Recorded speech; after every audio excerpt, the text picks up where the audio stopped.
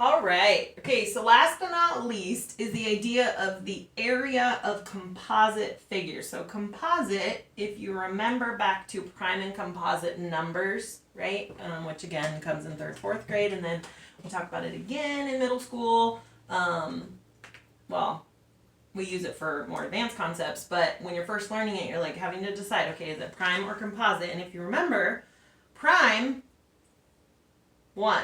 That means one set of factors, right? A factor pair. So, for example, the number 3, the only way you can get to it is 3 times 1. That has one factor pair.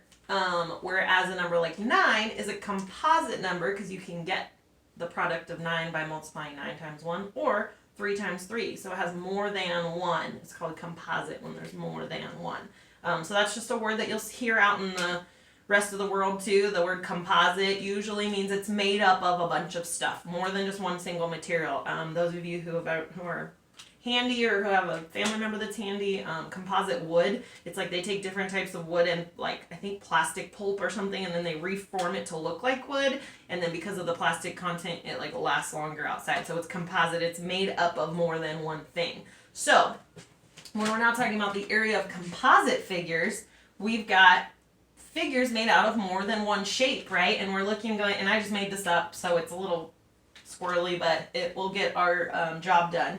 And then, again, I will go over, I'll make a final video for that escape room activity specifically, so that I'll use the composite figure when we go over that, which is a little more nicely created than my just real quick one. But anyway, so basically we're saying we might have parallelograms, triangles, or trapezoids in this shape somewhere. And remember that rectangles are considered parallelograms, so that works, that these rectangular shapes fit in there as well. And again, this one's kind of straightforward, but that's okay for now. And as we do other examples, I'll show you. But basically the idea of a composite figure is it's just made up of these other shapes. So as long as we're comfortable with this, which is why it's the last one we do, we're comfortable with each of these 3, we can find them in here and say, wait a minute, if I can find the area of all the parallelograms that are in here, the area of all the triangles and trapezoids, and combine them, then that will give me the total area of this really funky shape, okay? So if I'm looking at this shape already, and I'll use red so it'll stand out, well I hope it'll stand out, but I'm already seeing many shapes, okay? So, and I tried to include one of each, so that's why it's a little boring, but so basically I see a triangle and I'm like, oh, whoop, right there. And you might start to do things for yourself like draw a line to separate it out and say, boom, there's a triangle. I see a base dimension and a height dimension. I can figure that out, and I can figure out the area of that little part.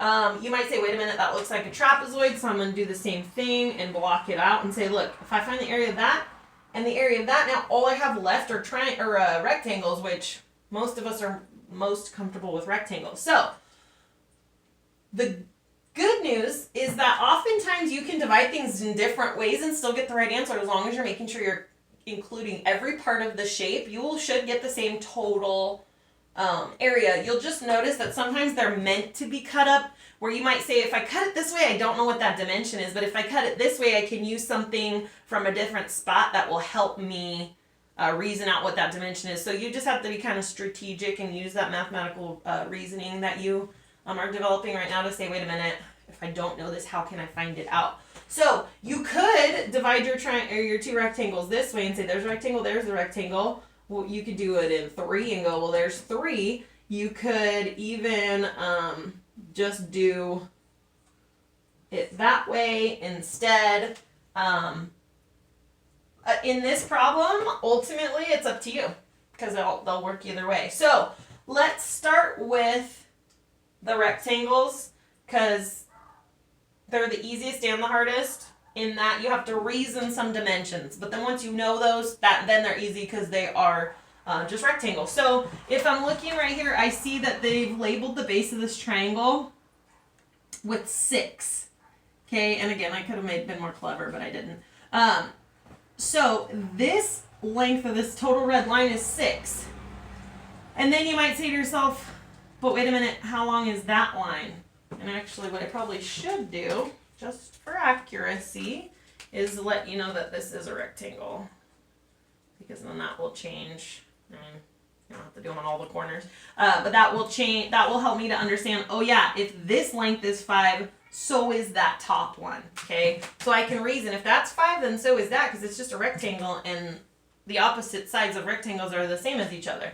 And then I might come over here and say, well, wait a minute, this whole side is 8, and this part's 4, and if you can kind of picture this line, if you slid it over and attached it to this 4, would be the same length as this one. So if the total's 8 and this part's 4, then this part also has to be 4. And what might help you, especially on the escape room, and when we get there I'll talk about it more, but is like drawing it on paper so that you can kind of write on it. If you have pens or highlighters, highlighting like, okay, this line, you know, something like this. This line needs to equal the same as this line and this line, because you can kind of see that if I slide it over, they should be the same length, okay?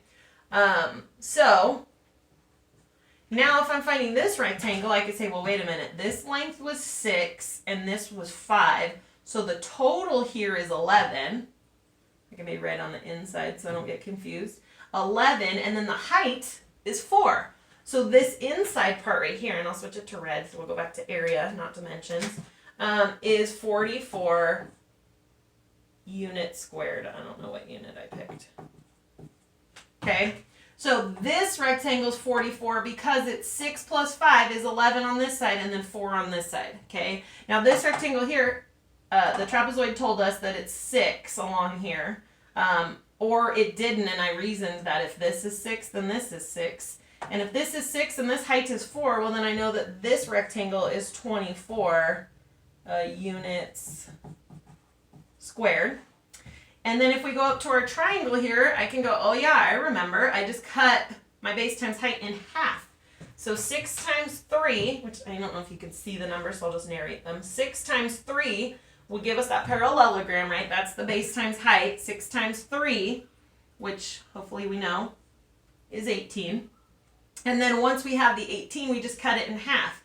So therefore, this would be 9 units squared. And then ultimately we have the trapezoid at the bottom. And again, I know my base 1, I know my base 2, and I know my height. So therefore I am good to go. So if I take my base 1 and my base 2 and add those together, I get 10. Okay, I picked some nice even numbers. And then, oh, I don't want that. Just kidding. Let's make the height 8. Sorry, I picked an odd number, and when you cut it in half, you get a decimal, and we don't want that. So I take my base 1 plus base 2, which is 4 plus 6. Remember, it doesn't really matter if it's upside down or not. 4 plus 6 is 10. 10 times the height. Now, okay, if I do 10 times the height, I do 10 times 8 is 80. That's a clean number. We can work with those.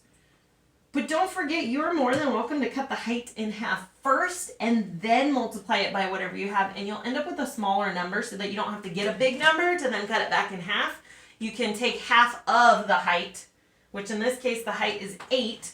So half of the height, and I'll even just come over here and write it a little bit. Half of the height was 8, so half of that would be 4. And then base 1 plus base 2 was 10 because it's 6 and 4. So now I just have to multiply those two together. So you see how that can be a little bit easier, is that you, instead of multiplying all the multiplication first, or excuse me, adding and then multiplying, basically multiplying your bigger numbers first and then cutting in half, you're going to get a big number only to then cut it in half. Whereas if you took half of the height, which in this case was 8, so 4, that gives you a smaller number to multiply, and then you don't end up with these huge numbers. Okay? So then that tells me that 10 times 4 is 40. So this area of this trapezoid is 40 units squared. Now, you were able to say, wait a minute, I found the parallelograms, the triangles, and the trapezoids. I labeled every part of this. So therefore, if I combine and add these pieces together, I will get the total area of this funky shape. So I would just simply stack them, or however you want to do it. 44 plus 40 plus 24 plus 9. I don't know about you, but I like to do most digits down to fewest digits so that I can kind of track of my place values a little bit easier. Okay, 4 plus 4 is 8. 8 plus 9 is 17. Then on this side I go 4 and 4 is 8, plus 2 is 10, plus 1 is 11. So therefore, the total area of this shape is 117 units squared. So you basically have to be thinking in chunks, in pieces, in puzzle pieces, and oddly enough, my table that the camera is sitting on has my puzzle that we've been working on. You know, trying to keep busy on the weekends. Anyway, so composite, made up of a bunch. We make shapes out of other shapes, like this funky thing, find the small pieces, and then add them together. And there's nothing more than the formulas that we've already been using, okay? So there's no, I'm not going to throw in an octagon or something. No, you just have these three shapes. And again, remembering parallelograms are rectangles, so that's one of those shapes that's included. No, rectangles are parallelograms. So find each separate shape, combine them together to get the overall total area. That's what we're talking about, area, right? So that is your composite figures. And again, we didn't really get to this in class, so this is a little bit new, but it's not any harder for the most part than remembering these ones and applying them in little chunks, okay? And I know that sometimes reasoning dimensions gets a little tricky, so I'm going to do that when I do the escape room. I'll show you the example, and then we'll kind of work it out together through that video. Okay? Hope it was helpful. And again, message me with questions. You might be able to find videos on this on YouTube. I just don't know. But I would imagine that somebody's done that work to make just random composite figures with kind of your opportunity to practice with them, or see how, maybe start to see how you cut them up and how you can reason dimensions from other dimensions. Just don't forget that when lines are parallel, like these two 4s, they're parallel to this 8 because these are rectangles. So therefore, these two 4s should come together to make the 8. Those types of things, that reasoning. If you want more practice, I'm sure there's stuff out there, or message me and I'll find something to email you or whatever. And we might do more practice with this next week. It'll be very interesting starting a new topic, not in class with you guys, but we're going to do the best we can. And, you know, again, the whole world's in the same situation, so no one's going to be like, why didn't you not learn this in 6th grade? You'll be like, because I was trying to watch my teacher on a video and it just didn't work out that well, so we'll try it. We got this. All in this together. I don't know that song. Anyway, so there you go.